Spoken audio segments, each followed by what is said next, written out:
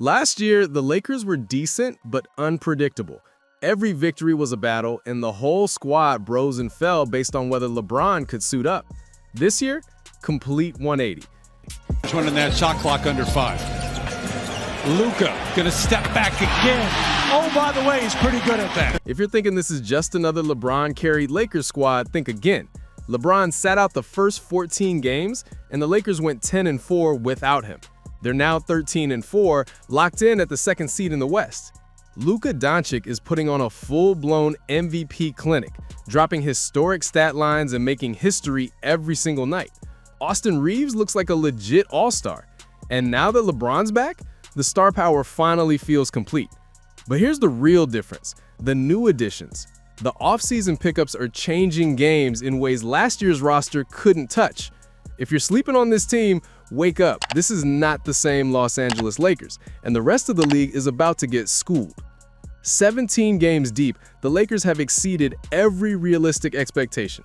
They're 13-4, riding a scorching 5-game win streak and holding down the number 2 spot in the West. They look like a squad ready for another dominant regular season, and somehow they haven't even hit their ceiling yet. Here's where things get wild. Check the league-wide stats, and their record doesn't add up. The Lakers rank 15th in offensive rating, 14th in defensive rating, 26th in three-point percentage, 28th in turnover rate, 11th in rebounding, 21st in assists, and 15th in point differential. By nearly every major metric, they're middle of the pack. Yet somehow they've got the third best record in the entire NBA, despite LeBron missing 14 games and Luka sitting out multiple contests too. The secret? The off-season moves. While squads like the Rockets and Clippers grabbed headlines with blockbuster trades and splashy signings, the Lakers kept it quiet and got to work. They built something special. Over the summer, they added weapons designed to elevate both sides of the ball: DeAndre Ayton, Marcus Smart, and Jake LaRavia. Every move was calculated, and so far, every move has delivered. Let's kick it off with Marcus Smart. His bounce back after a couple injury-riddled seasons and immediate return to lockdown defensive form has been one of the most pleasant surprises in LA. Smart started the year coming off the bench, but he's already locked down a legit role, averaging 9.3 points, 2.9 assists, 2.3 boards, and 1.8 steals in 27.3 minutes per night. The shooting splits are rough, 39.8% from the field and 24.2% from downtown, but he's getting wide open looks playing alongside Luka, LeBron, and Reaves. Those shots are going to start falling eventually. The on-off numbers reveal the truth. With Smart on the court, the Lakers' offense stays steady, but the defense skyrockets to elite territory the second he checks in. He guards multiple positions, forces turnovers, and completely disrupts offensive schemes. When LeBron was sidelined, the Lakers desperately needed a vocal leader on defense. Smart became that guy, constantly communicating, rotating, and bringing the energy. His hustle and intensity have revitalized the team that lacked those qualities for most of the past 4 years. The individual stats back it up too. He's averaging nearly 2 steals per game, the second highest mark of his career. Even Luka couldn't help but show love. First of all, it's the energy on the defensive end. He does some things I've never seen in my life, like how he dives for the ball and everything else. As impressive as Smart has been, DeAndre Ayton might actually be the crown jewel of the Lakers offseason. It was a windshield wiper plus that time. Now it's time to drop. Oh, throw it down with one hand, big fella. LA brought him in to anchor the 5, and the expectations were sky high. He had to produce immediately. And considering the questions about his work ethic and attitude coming in, there were legitimate concerns about whether he'd buy in. He's answered every single one. Ayton has hit the ground sprinting, dominating in virtually every aspect of the game. He's averaging 15.5 points, 8.4 rebounds, 2.8 offensive boards, and almost 1 block and 0.7 steals in 29.2 minutes per game, while shooting an absurd 69% from the field. That kind of efficiency proves he's getting easy buckets, finishing everything at the rim, and becoming the perfect role man for LA stars. His scoring has jumped to 15.5 points per game, and he's already stacked 6 20 and 10 performances in just 15 games. Luka's always played his best basketball with a dominant big, and LeBron's wanted a legit center upgrade for years. Ayton checks both boxes perfectly. When the Lakers play without him, they straight up can't generate the same interior punch. Defensively, Ayton's been exactly what this squad needed. He's been a wall at the rim, leading the Lakers in blocks and helping them control the paint night in and night out. His presence alone has lifted the overall defensive effort, and he's emerging as one of the Lakers' vocal leaders on that end.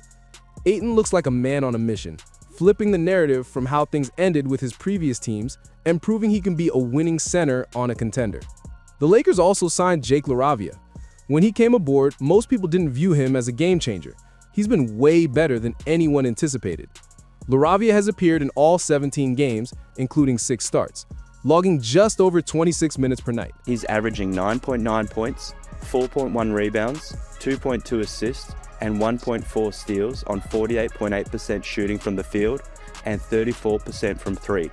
Solid numbers, but his real value is all the stuff that doesn't show up in the box score.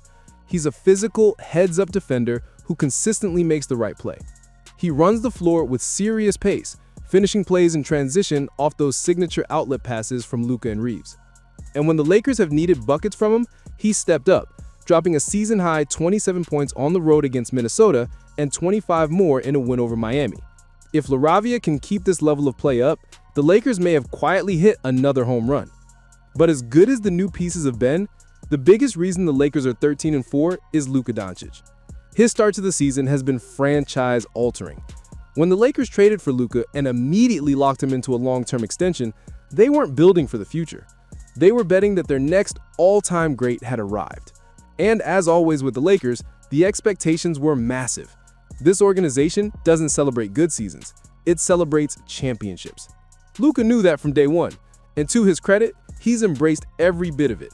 This offseason, he got into the best shape of his life, leaner, stronger, and fully committed to taking his game to another stratosphere. Now he's playing at that level. Even after missing 3 games with the finger sprain and leg contusion, Luka is averaging a career-best 35.2 points per game, putting him on pace for his second scoring title in 3 years. Add in 9.2 assists, 8.8 rebounds, and nearly 2 steals per game. He's reminding everyone why he's one of the most complete offensive weapons the league has ever seen. But here's the scary part. He's not even shooting the 3-ball well yet. Luka's hitting just 33.3% from deep on 11 attempts per game. The numbers feel eerily similar to his 2023-24 run in Dallas when he finished 3rd in MVP voting and led the Mavs to the finals. The difference now? He's doing it in Los Angeles on a team with legitimate championship expectations. Luka Doncic is playing like a legit frontrunner for his first MVP trophy. The key to him leading the league in scoring has been his relentless attack on the rim. He's driving to the basket with bad intentions every night. Luka ranks 4th in the NBA in points via drives, even though he's only 11th in drives and 10th in field goal attempts on drives. The efficiency is insane. He's shooting 64.9% on drives, at least 6.9% higher than anyone else in the top 10 in attempts. Overall, he's posting a career-best 61.4% on 2-point field goals, including 62% from 5 to 9 feet, 55% from 10 to 14 feet, and an absurd 83.8% within 5 feet of the rim. If he maintains this pace all season, he'll claim his 2nd scoring title. And we all know what happened the last time he led the league. His team made the NBA Finals. Beyond the points, Luka controls games like few players can. When he's running the offense, the floor warps to his tempo.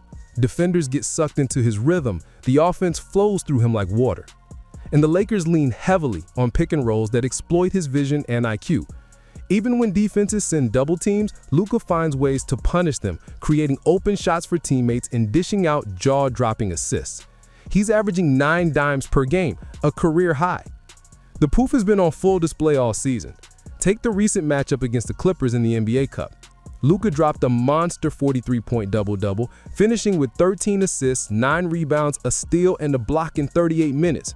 He had 24 points in the first quarter, 32 by halftime, and made 14 of 28 shots, including 7 triples. Number 77 was everywhere that night, reminding the league why he's firmly in the top tier of players today. His defense has reached another level too. He's creating turnovers at a career-best rate and turning defense into offense. Luka's currently averaging 2 steals per game, continuing the upward trend that saw him go from 1.4 steals per game in 2023-24 to 1.8 last season. Perhaps most important is Luka's comfort in Los Angeles. It took less than a year for him to settle in and start calling LA home.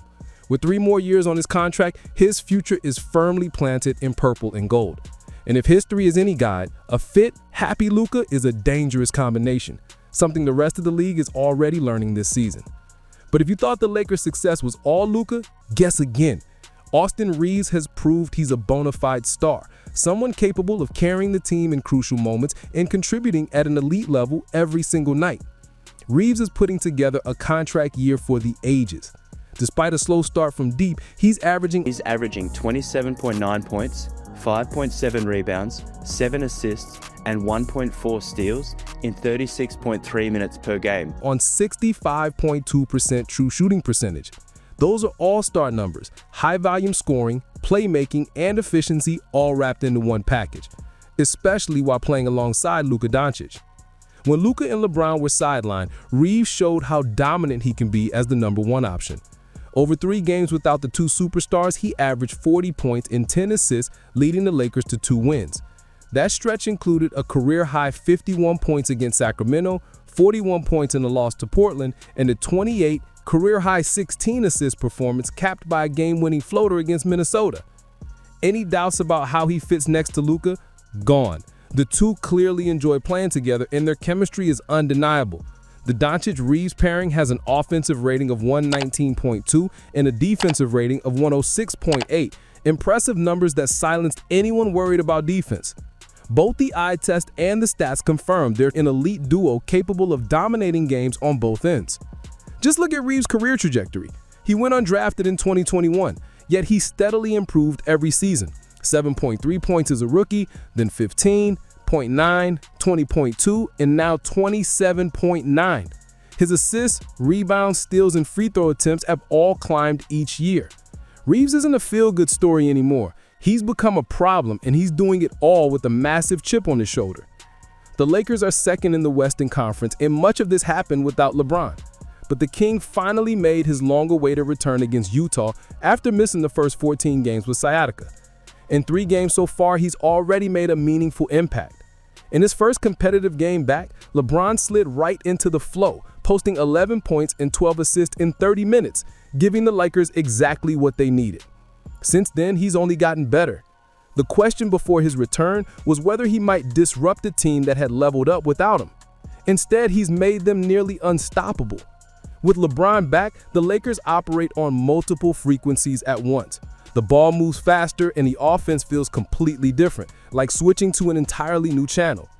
Against the Clippers, the trio of Luka, LeBron, and Reaves had their best game yet, with LeBron scoring 25 points, his highest since returning. Yes, the Lakers thrived without him, going 10-4, exactly what you want as he approaches the twilight stage of his career, but the real goal is taking the team to another stratosphere with LeBron, a level that keeps them competitive against juggernauts like the Thunder. So far, it's working. The Lakers have cemented themselves as one of the top teams in the Western Conference, sitting with the 3rd best record behind the Thunder and Pistons. But even with their strong start, there's still a gap between LA and the elite contenders. While many top teams dominate on one end or both, the Lakers are neither elite offensively nor defensively. They're just good enough. Their offense ranks 15th and their defense 14th. Solid, but far from elite. A big reason their offense hasn't been better despite the wins comes down to one glaring weakness: shooting. LA's 3 leaders in 3-point attempts, Luka, Reaves, and Smart, are combining for just 29.6% from downtown. Luka and Reaves are both hovering around 31%, well below their career averages. Only the Indiana Pacers, Dallas Mavericks, Portland Trail Blazers, and Grizzlies are worse from 3. Right now, LA ranks dead last in the NBA in made threes at 10.9 per game. They're also 26th in 3-point attempts, but that's part of the problem. Despite this, the team's still gone 13-4, which speaks volumes about how well they're functioning in other areas. The good news? This weakness represents massive upside. Once their shooters start connecting, especially Luka, Reaves, and Smart, the Lakers' offense could explode to a completely new level. The strengths more than compensate for the weaknesses right now. At the top of that list is the elite scoring duo of Luka and Reaves, something few teams can match. They're the highest scoring duo in the NBA at 63.1 points per game, easily 10 points better than other top pairings like Durant Booker, Jokic Murray, or SGA Holmgren. Add in Ayton, who has addressed one of the biggest holes from last season with his interior presence on both ends, the Lakers have a roster full of complementary pieces.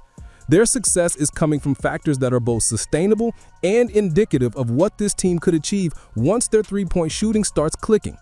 If they're this good without reliable long-range scoring, imagine the ceiling once that finally comes together.